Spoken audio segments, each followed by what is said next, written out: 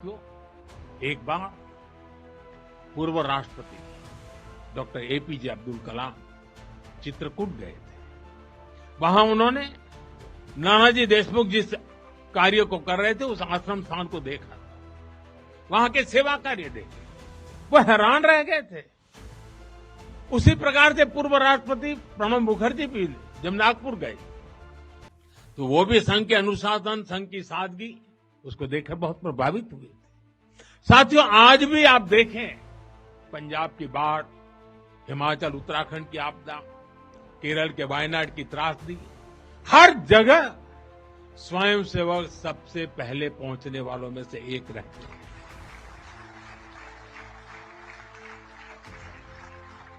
Corona काल में तो पूरी दुनिया ने संघ के साहस और सेवा भाव का प्रत्यक्ष प्रमाण देखा है। साथियों, अपनी 100 वर्ष की इस यात्रा में संघ का एक बड़ा काम ये रहा है, उसने समाज के अलग अलग वर्गों में आत्मबोध जगाया, स्वाभिमान जगाया। और इसके लिए संघ देश के उन क्षेत्रों में भी कार्य करता रहा है जो दुर्गम है, जहां पहुंचना सबसे कठिन है। हमारे देश में लगभग 10 करोड़ आदिवासी भाई बहन हैं, जिनके कल्याण के लिए संघ लगातार प्रयासरत है। लंबे समय तक सरकारों ने उन्हें प्राथमिकता नहीं दी, लेकिन संघ ने उनकी संस्कृति, उनके पर्व, उत्सव, उनकी भाषा और परंपराओं को सर्वोच्च प्राथमिकता दी। सेवा भारती, विद्या भारती, एकल विद्यालय, वनवासी कल्याण आश्रम आदिवासी समाज के सशक्तिकरण का स्तंभ बनकर के उभरे। आज हमारे आदिवासी भाई बहनों में जो आत्मविश्वास आया है, उनके जीवन में बदल रहा है। साथियों, संघ दशकों से आदिवासी परंपराओं, आदिवासी रीति रिवाजों, आदिवासी मूल्यों को सहजने संवारने में अपना सहयोग देता रहा है, अपना कर्तव्य निभा रहा है। उसकी तपस्या ने भारत की सांस्कृतिक पहचान सुरक्षित रखने में बड़ी भूमिका निभाई है। मैं देश के दूर सुदूर कोने कोने में आदिवासियों का जीवन आसान बनाने में लगे संघ के लाखों स्वयंसेवकों की भी सराहना करूंगा। साथियों, समाज में सदियों से घर कर चुकी जो बीमारियां हैं, जो ऊंच नीच की भावना है, जो कुप्रथाएं हैं, छुआछूत जैसी गंदगी भरी पड़ी है, ये हिंदू समाज की बहुत बड़ी चुनौती रही है। एक ऐसी गंभीर चिंता है जिस पर संघ लगातार काम करता रहा है। एक बार महात्मा गांधी जी वर्धा में संघ के शिविर में गए थे। उन्होंने भी संघ में समता, ममता, समरसता, समभाव, मम भाव, ये जो कुछ भी देखा उसकी खुलकर तारीफ की थी। और आप देखिए, डॉक्टर साहब से लेकर आज तक संघ की हर महान विभूति ने, हर सरसंघ चालक ने भेदभाव और छुआछूत के खिलाफ लड़ाई लड़ी। परम पूज्य गुरु जी ने निरंतर न हिंदू पतितो भवेत् की भावना को आगे बढ़ाया। यानी हर हिंदू एक ही परिवार है, कोई भी हिंदू कभी पतित या नीचा नहीं हो सकता। पूज्य बाला साहब देवव्रत जी के शब्द भी हम सबको याद है। वो कहते थे, छुआछूत अगर पाप नहीं, छुआछूत अगर पाप नहीं तो दुनिया में कोई पाप नहीं है। सरसंघ चालक रहते हुए पूज्य रज्जू भैया जी और पूज्य सुदर्शन जी ने भी इसी भावना को आगे बढ़ाया।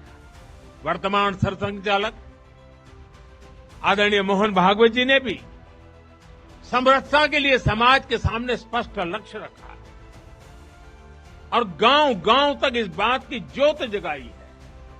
क्या है वो? उन्होंने कहा, एक कुआं, एक मंदिर और एक श्मशान। इसे लेकर संघ देश के कोने कोने में गया है। कोई भेदभाव नहीं, कोई मतभेद नहीं, कोई मनभेद नहीं, यही समरसता का आधार है, यही सर्वसमावेशी समाज का संकल्प है। और संघ इसी को निरंतर नई शक्ति दे रहा है, नई ऊर्जा दे रहा है। साथियों, जब 100 साल पहले संघ अस्तित्व में आया था, तो उस समय की आवश्यकताएं, उस समय के संघर्ष कुछ और थे।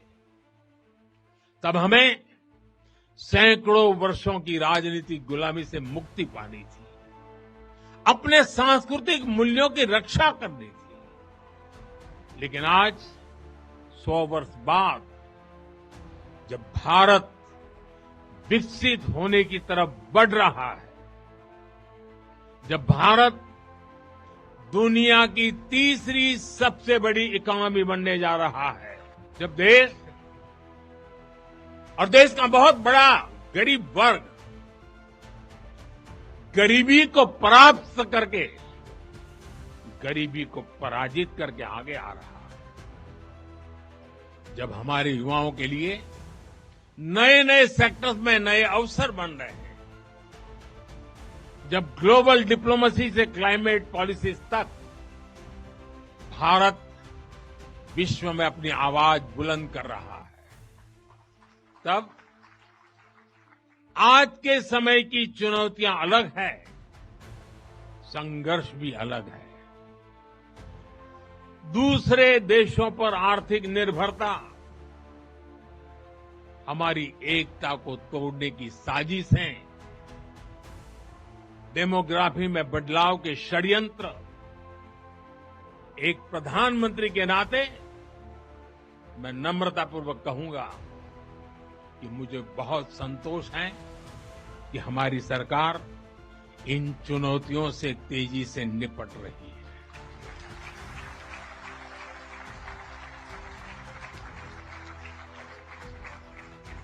वहीं एक स्वयंसेवक के नाते मुझे ये भी खुशी है कि राष्ट्रीय स्वयंसेवक संघ ने न केवल इन चुनौतियों को पहचान की है, बल्कि इन चुनौतियों से निपटने के लिए ठोस रोड मैप भी बनाया है।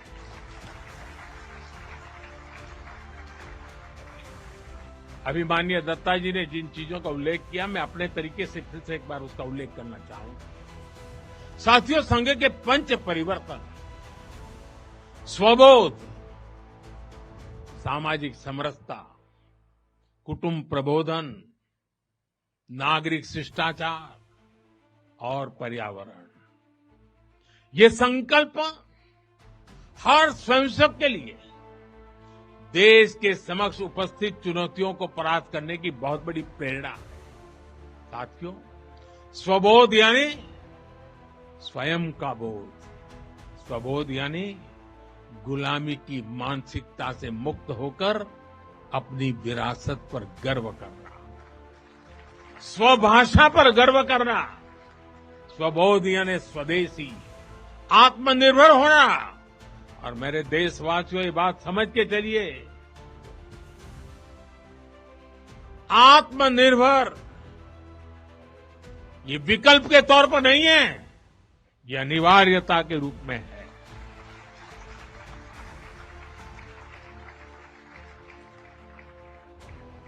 हमें स्वदेशी के अपने मूल मंत्र को समाज का संकल्प बनाना है। हमें वोकल फॉर लोकल के अभियान को उसकी सफलता के लिए वोकल फॉर लोकल ये हमारा निरंतर एक नई ऊर्जा प्रदान करने वाला घोषवाक्य होना चाहिए, प्रयास होना चाहिए। साथियों, संघ ने सामाजिक समरसता को हमेशा अपनी प्राथमिकता बनाए रखा है। सामाजिक समरसता यानी वंचित को वरीयता देकर सामाजिक न्याय की स्थापना करना, देश की एकता को बढ़ाना। आज राष्ट्र के सामने ऐसे संकट खड़े हो रहे हैं जो हमारी एकता, हमारी संस्कृति और हमारी सुरक्षा पर सीधा प्रहार कर रहे हैं। अलगाववादी सोच, क्षेत्रवाद, कभी जाति, कभी भाषा को लेकर विवाद, कभी बाहरी शक्तियों द्वारा भड़काई गई विभाजनकारी प्रवृत्तियां, ये सब अनगिनत चुनौतियां हमारे सामने खड़ी है। भारत की आत्मा हमेशा विविधता में एकता ही रही है। अगर इस सूत्र को तोड़ा गया तो भारत की शक्ति भी कमजोर होगी और इसलिए हमें इस सूत्र को निरंतर जीना है, उसे मजबूती देनी। साथियों, सामाजिक समरसता को आज डेमोग्राफी में बदलाव के षड्यंत्र से, घुसपैठियों से भी बड़ी चुनौती मिल रही है। ये हमारी आंतरिक सुरक्षा और भविष्य की शांति से भी जुड़ा हुआ प्रश्न है और इसलिए मैंने लाल किले से डेमोग्राफी मिशन की घोषणा की है। हमें इस चुनौती से सतर्क रहना है, इसका डटकर मुकाबला करना है। साथियों, कुटुंब प्रबोधन आज समय की मांग है। जो समाज शास्त्र के सदियों से चली आई पंडितों की भाषा है, उनका कहना है, हजारों साल तक भारत के जीवन में जो प्राण शक्ति रही है, उसके अंदर एक कारण उसकी परिवार संस्था है। भारतीय समाज व्यवस्था की सबसे मजबूत इकाई अगर कोई है तो भारतीय समाज में पनपी हुई एक मजबूत परिवार व्यवस्था है। कुटुंब प्रबोधन यानी उस परिवार संस्कृति का पोषण जो भारतीय सभ्यता का आधार है, जो भारतीय संस्कृति से प्रेरित है, जो जड़ों से जुड़े हैं। परिवार के मूल्य, बुजुर्गों का सम्मान, नारी शक्ति का आदर, नौजवानों में संस्कार, अपने परिवार के प्रति दायित्व को निभाना, उसे समझना, उस दिशा में परिवार को, समाज को जागरूक करना बहुत ही आवश्यक है। साथियों, अलग अलग कालखंड में जो भी देश आगे बढ़ा, उसमें नागरिक शिष्टाचार की बहुत बड़ी भूमिका रही। नागरिक शिष्टाचार अर्थात कर्तव्य की भावना, नागरिक कर्तव्य का बोध हर देशवासी में, स्वच्छता को बढ़ावा, देश की संपत्ति का सम्मान, नियमों और कानूनों का सम्मान, हमें इसे लेकर आगे बढ़ना है। हमारे संविधान की भावना है नागरिक अपने कर्तव्यों का पालन करे। हमें संविधान की इसी भावना को निरंतर सशक्त करना है।